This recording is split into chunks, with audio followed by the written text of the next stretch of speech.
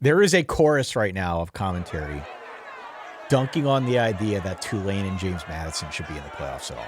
I think less about Tulane and more about James Madison because they're the clear second team in from the G5, G6 ranks. But yes, you're not There is wrong. a chorus, right? Whichever one, I mean, whether you're more against Tulane or more against James Madison, the mere fact that there are two G5 schools in this. Yeah. I don't know if a memo went out. I didn't see a bat signal in my night sky, but somebody got, everybody got the message at once. Right. That this was a take that everybody needed to have. I feel we are uniquely qualified to talk about this because your alma mater is playing one of them, and my team got squeezed out, at least in part because of these teams. Yeah, what says little guy more than Oregon and Notre Dame? What says more than legendary iconic program like Notre Dame and most notorious booster behind the scenes like Oregon's Phil Knight? Yeah, we're the ones that are qualified to talk about the underdogs of this all. Yeah. No, I know what you're saying because Oregon does play James Madison. No, the messaging is out, and it's weird. You're obviously not going to be surprised by the network on which this messaging occurs and the people behind this messaging. This is the bread and butter for a lot of these people to say things like this and to say that there's some more broad societal reason why smaller schools are in the college football playoff. It's all nonsense. Obviously, of course, you already know that. But we've all sort of agreed that there are never going to be 12 teams that can legitimately compete for the national championship, right? We've all sort of for a long time, there were no national championships, then two teams, which were oh, yeah, that makes sense. These are the big showdown at the end of it all, USC, Texas, blah, blah, blah. And then four teams well, it's, the talent is more spread. And we have all these, SEC teams or Big Ten teams or Texas or whoever, that we should expand it and make four teams. And then now we sort of all agree that we're expanding it to just have more football and see more high quality teams play. And, all these other sports have bigger playoffs. Why not college football? But there is an understanding that we are not looking at number 9, 10, 11, 14, whatever, and saying ooh, if things break right. No, probably not. I think that's true. Is that wrong? I mean, it wasn't really the case last year, but no, but in any year, I don't think you look at the number 11 team. I think Miami's good enough to win it all. Maybe. I mean, last time they went to the state of Texas, they weren't, right? But I think you could make a realistic case for Miami. Sure. I think you can make a realistic case for a number of teams outside of the top four. This year especially, I mean, Indiana seems like they're the juggernaut. Right. And I guess we have questions now about Ohio State, but otherwise, I think there are a lot of teams filling out this field, maybe not so much Tulane or JMU, which is more to the point here. Right. But I think you can make a strong case for some of those teams outside the top four, yeah. I think they have championship elements, right? Sure. I think Miami has a championship caliber defense. I don't know if they have a championship caliber offense and coaching staff. That's the problem you get into, I think, when you start going down. They have really good starters, but what do their 2s and 3s look like this part of the season when you're dealing with attrition and depth issues, right? That, I think, is what separates the teams that are in earnest competing and have elements that could compete. That's my opinion, whatever. I just think when you get down to 11 and 12, you're taking however many G5, G6 teams, and they're basically fighting for table scraps, right? They're fighting for, in normal years, one spot. 70 teams, one spot, right? From the Mountain West, the Sun Belt, Conference USA, the American, whatever. And so usually it's going to be one spot. Why is it two spots? You're not going to believe this. It's probably Dabo Swinney's fault. It's probably a member of your country club. It's his fault that he couldn't build a Clemson defense to keep Duke under 45 points. And we're not having this conversation. But nobody assigns blame there, right? Nobody assigns blame to schools that are in the gilded conferences because that sort of defeats the purpose because it's so much more difficult, Ty, to win the SEC or the Big 10 or the Big 12, blah, blah, blah. And these schools are just doing their best, which, by the way, these schools, and not even just Tulane and James Madison, all of these schools, the excellent schools in the American or the Sun Belt or whatever, they, with regularity, lose their coaches all of their time if they're good. They lose all of their best players, and they're told, that's just the way of the world. They have a fraction of the money to deal with because they're a smaller program and they can't get into a bigger conference, and yet they win 10, 11 games with different coaches, and they build infrastructure, and they figure out ways to recruit and develop and even find guys to transfer in there. And yet we're looking at them as like, you haven't earned this. You haven't gone through this like brutal schedule. And so we must put in like Kentucky ass Texas or something to make this a legitimate tournament or something. Like Notre Dame, who's like throwing a hissy fit and won't even play in the postseason because we have James Madison instead of Notre Dame. Like, just there is something about that you can just like, you can miss me with that apparently like all of these great coaches on the G5, G6 level are totally okay to go to Auburn and Florida and UCLA or whatever, but like they didn't earn it at the same time.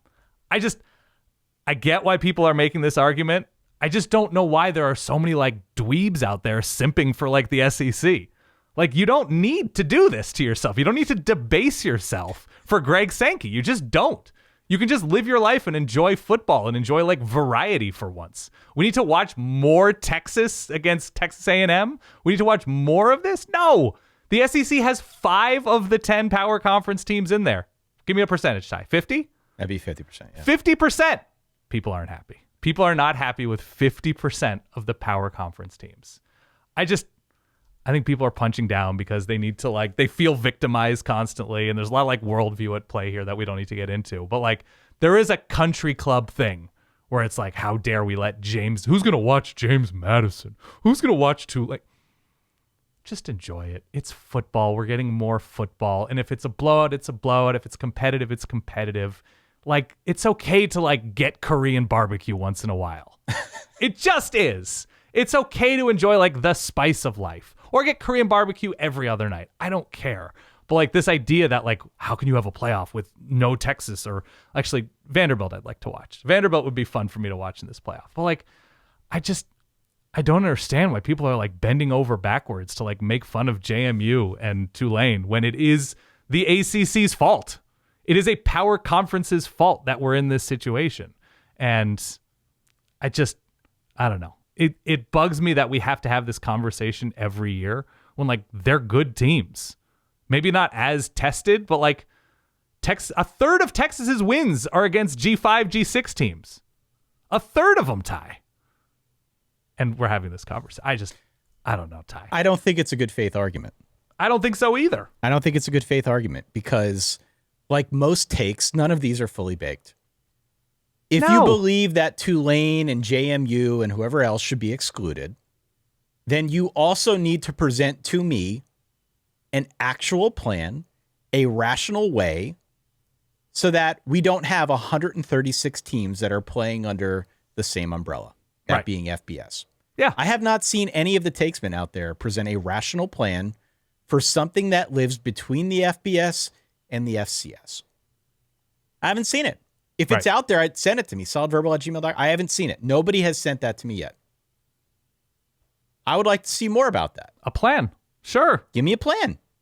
Not a take. Give me a plan. Yeah. How I'll do we react do this? to a plan. But until I actually see a plan, the plan is all about excluding teams just because. I think that's ridiculous. Yeah. And again, I'm speaking. I know Notre Dame's not the little guy. Okay. And I'm not necessarily a fan of what's been going on here over the last week. Yeah. I'm not endorsing any of that. Again, Diego Pavia, Ring of Honor, Notre Dame Fighting Ring of Honor. Irish.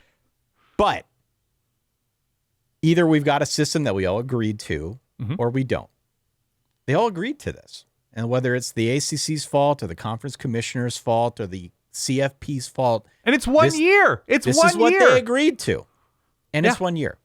So I don't have a problem with it. And I'm with you. I tend to think variety is the spice of life. Let's see what they can do. And we're going to talk about that here in just a second. Furthermore, to your point on Texas, if teams like Tulane and JMU, if they're so lowly, if they're so much less than, if their path is so much less impressive, if they're so much less than, and if it isn't fair, then Power 5 teams should not be able to count those wins. I agree. They shouldn't be able to count them. I haven't heard that take. I'm waiting for the takes and the plans, and I'm waiting for the fully fleshed out idea here to back up all of these claims. I haven't heard it. If they're not playing in playoff-worthy conferences, they shouldn't count as playoff-worthy wins. Where are you at? Where are you at? Quieter. I didn't hear it. It gets quieter. Which, by the way, like, what constitutes a Power 4 team? It just changes at the whims of, like, 3 guys. Stanford's a Power 4 team. Well, they were a power conference team before, but what I'm saying is, like, Cincinnati was until it was decided they weren't, and then it was decided they were again, and like Louisville wasn't, but then they were, and then they weren't again, and then they were again. Like the Power Four is happy not only to eat the G6, they're happy to eat their own. The Pac-12 does not exist in any sort of meaningful, similar way to where it was before, right? Like the SEC tried its best to kill the Big 12. And so I just think people are like, I think they're very short-sighted that if they're trying to like give as few teams oxygen as possible, and they think that's going to be good for the sport. It's going to sort of take away football fans from the like, we're trying to make college football really exciting as a business. I think it's a brain dead take is what I think. Yeah. And I understand. And listen, you have your right to believe it if that's how you feel. I mean, look at the network. I don't feel that fine. way. I think it's a brain dead take. Yeah. Personally. I mean, it really does come back to like, well, who's going to want to watch James Madison? Like, that's not my problem. It's just not my problem. Look at the bowl ratings last year, Dan. The bowls don't mean anything. Sure. They literally mean nothing. I mean, they're good compared enough to previous years. Did you look at ESPN's ratings last year for bowl week? They were way the hell up. Sure. Way up. And those games don't mean a lick. Of course. So don't tell me no one's going to watch. I'm sure relative to like Alabama, Oklahoma, or Miami, Texas A&M, the ratings for Oregon, JMU, or this game that we're going to talk about here, Tulane, Ole Miss, right. I'm sure comparatively speaking, they will be lower. Right. I do not care. I do not live in the world of ratings. No. I also do not live in the world where whatever Vegas says as the point spread should be taken as gospel. Right. It is a data point. Mm-hmm. It does not mean that I can't have fun watching a game if one team is favored by 17.5 points. It's for people that are proficient in Excel, is what you're saying. All right. It really like it the country club of it all never becomes more obvious around now when they're like, well, they don't deserve to be in here with us.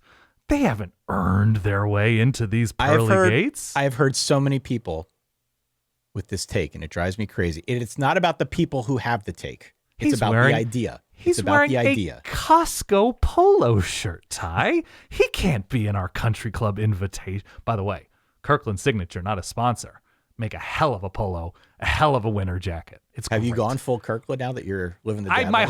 I'm wearing an SEC shirt right now, to be clear. Frank Thomas playing for Auburn. If you're watching on youtube.com/solidverbal. Big Hurt. Yeah, Big Hurt, of course. All-timer. But the full wardrobe is not Kirkland Signature, but it can be for a price. We all have our price. Kirkland Signature, it's good stuff, man. I don't think I have a price for the SEC. But otherwise, one of my winter jackets. It's great. Very comfortable, weatherproof shell. The second storyline for this game is Lane Kiffin. Okay, back to the game.